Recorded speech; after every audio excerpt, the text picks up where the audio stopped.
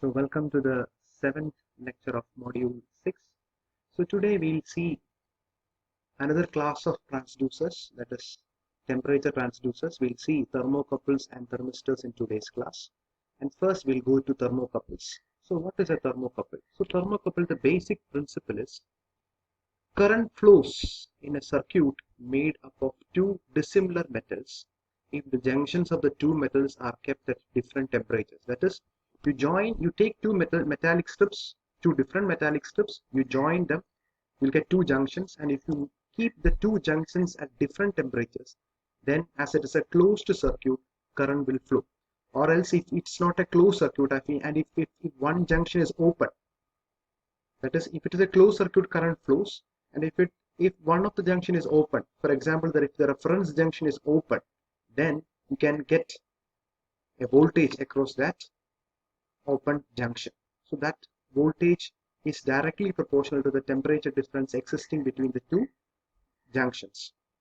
So that EMF is also called as a thermally generated EMF, and that is also called a thermo EMF.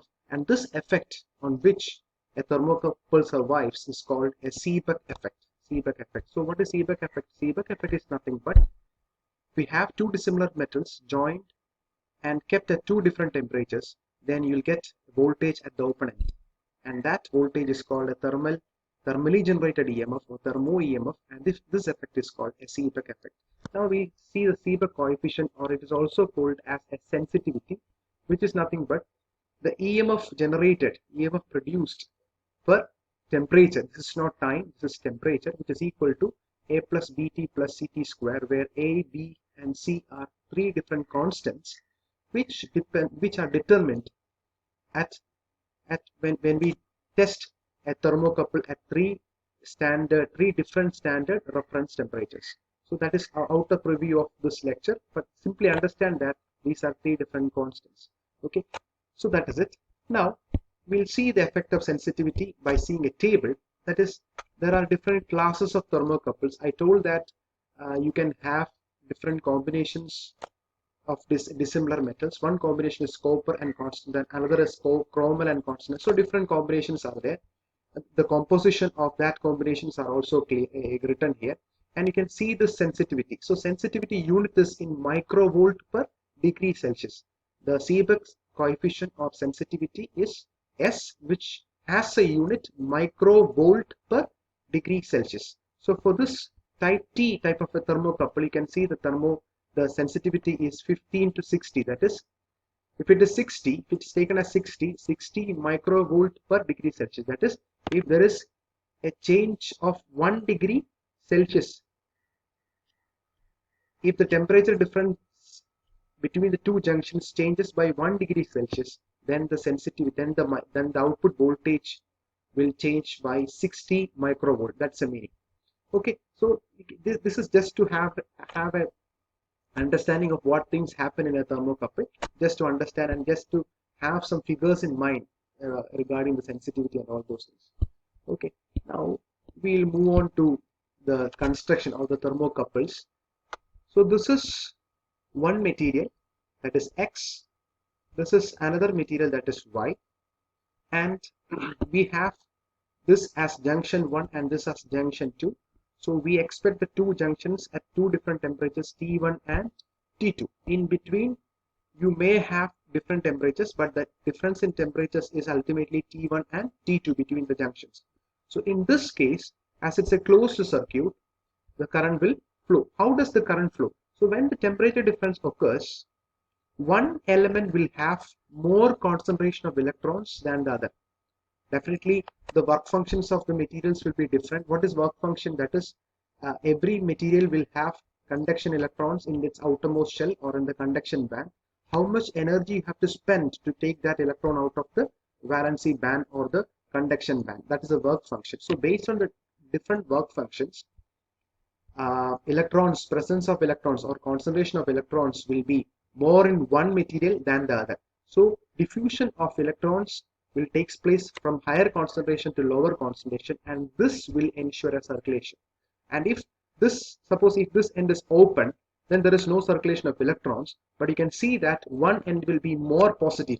That is, A material which will lose more electrons will become more positive, and material which absorbs more electrons will be more negative. So the two ends will be positive and negative, and this will have a voltage. So that voltage will depend on the temperature difference. And just see the second figure. Suppose if we break one of the leads. So this is actually the lead made of the same material, thermocouple material X. And if I break a small portion here and incorporate a millivolt, I'll tell why this is a millivoltmeter, a millivoltmeter here. So that there are another two junctions here, that is J3 and J4. Then what happens is that if the two junctions J3 and J4 are maintained at the same temperature T3, then the reading of millivoltmeter will be 0. And if they are not maintained, then this will have a reading. In that case, the voltage generated will be the sum of all the voltages at all the junctions. That is voltage here plus voltage of here, that is the reading of the millivoltmeter plus the voltage of this junction. Okay, so this is what is happening. Now, next one is, we'll move on to the equation. How I told that EMF is generated using thermocouples. So how that EMF is, what is the magnitude of EMF and what defines that EMF? So EMF E is equal to another equation, that is A, this is T1 minus T2, that is change in temperature, plus B into change in temperature, that is T1 minus T2 the whole square, where A and B are another constants, and A is usually from 40 to 50 microvolt and microvolt per degree Celsius, and B is from 10 to 100 microvolt per degree Celsius square. Usually the value of B is very small compared to A, so usually we can approximate the induced EMF, the EMF produced as approximately A into the temperature difference delta theta. So this is the equation based on which the voltage is generated. Now we'll see a graph. This is actually, I have already shown the different classes or different types of thermocouples. Now different graphs are there plotted for which we have EMF against the temperature, and usually thermocouples are used to measure temperatures up to 1400 degrees Celsius, where we have to maintain one junction as the reference junction. So we have two junctions, and the two junctions, one junction should be maintained as the reference temperature. Please take this as the reference junction. If you take this as the reference junction, the temperature at this junction should be known. Okay, so this is the junction which is in contact with the hot object or the hot place, which will pick the actual temperature, and this temperature is being compared with the temperature of junction J2. Usually we try to maintain this junction temperature at 0 degree Celsius. So in that case, we'll plot these diagrams. So this is the combination of chromal and constantan, and while we move from this side to this side, we can see that here the temperature range is less, but the generated voltage is very high. That is, already the voltage is in millivolt range, but this is having the highest voltage output than B or A. But here you can see that although the voltage generated is small, but the range of temperature which this thermocouple can measure is very high. Okay, now that is a graph. Then we have to know how we can measure the voltage. So we can either place a millivoltmeter at the output. In that case, ultimately the voltmeter should give a reading, and that reading is based upon the small current, however, which is flowing through the voltmeter. And what is that small current? That is the induced EMF multiplied by the resistance of the meter plus the resistance of the external circuit or the thermocouple circuit. So the PMMC meters we usually use is having very very high resistance. So the deflection, the current flow will be very small, so the deflection also will be very small, so it's not readable. So basically we have to reduce the resistance. So industrial PMMC meters, especially which is attached to thermocouples, is having very less resistances have a high value of I, so that proper deflection or prominent deflection will be observed. But in that case, we have the meter resistance very low, then it will load the subsequent circuits. That is one disadvantage.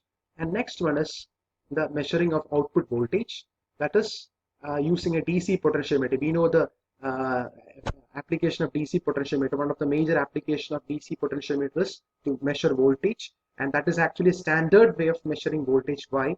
Because it does not load, because it is based on null deflection, so that current is zero. So as current is zero, it will not load the subsequent sections. And then we have another class, that is measuring the output voltage using amplifiers. So we know that amplifiers, so the output of thermocouple is only in millivolt. So if we have in millivolt, we cannot give that voltage to the subsequent circuit, so we have to amplify it. So after passing this through several amplifying stages, we'll get a output in volt, and that also helps in strengthening the signals, as well as it also helps in impedance matching, which is very useful in electronic circuitry. So in that case, the third one is important, but thing is that for each amplifiers we require different power supplies. That is one of the disadvantages of that method. So this is all about thermocouples. Now then we have the compensating circuit. So one observation is that we have to, in order to measure the voltage properly, the reference temperature or the reference junction temperature should be a constant. Ideally, we keep it as 0 degrees Celsius. If we keep the junction temperature as 0 degrees Celsius, then we can tell that the output voltage is directly proportional to this voltage, because this one is 0. So we have to maintain it at 0 degrees Celsius or some other voltage which is constant, which should be constant. So this junction or the reference junction should be having a temperature control system, so that the junction temperature is constant at some temperature, probably 0 degrees Celsius. So one thing is that inverse, that is, this point is taken from here, from the first lead, and this point is taken from the second lead, and you can see that the second line of this one is copper, and this one is also having the same material, copper. Why this is done? That is, the two probes which is leading to the meters are made of the same material, because if temperature affects these two materials in the same way, so whatever is the potential difference, this will have the same potential and this will have the same potential. So the potential difference will be equal to 0 owing to the temperature difference. So that is why the external leads are having the same material. And usually, to keep it at 0 degrees Celsius, we always keep the reference junction at inside an ice bath. So that is a simple way of maintaining the junction's temperature at 0 degrees Celsius, or otherwise you can have some other temperature control systems to maintain this at the constant temperature. And then we have another thing is called lead compensation. What is lead compensation? Many times you cannot keep these two junctions near. If you keep the two junctions near, then the fluctuations in temperatures will be very high, and that is not at all necessary. So the thing is that you keep this reference junction very far from the detecting junction, so that, and that is done via leads.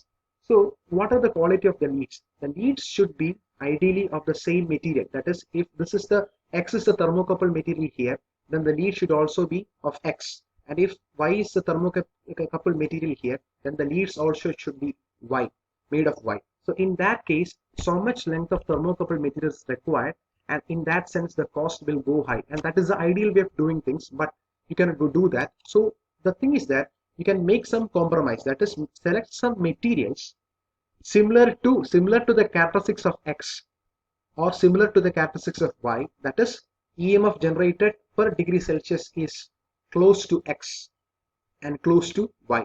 In that case, you can have a better lead compensation. So select materials other than the thermocouple materials which are having similar characteristics as that of X and similar characteristics as that of Y. In that case, we can have a better lead compensation. So this is all about thermocouples, and in the next lecture we'll see about thermistors. Thank you.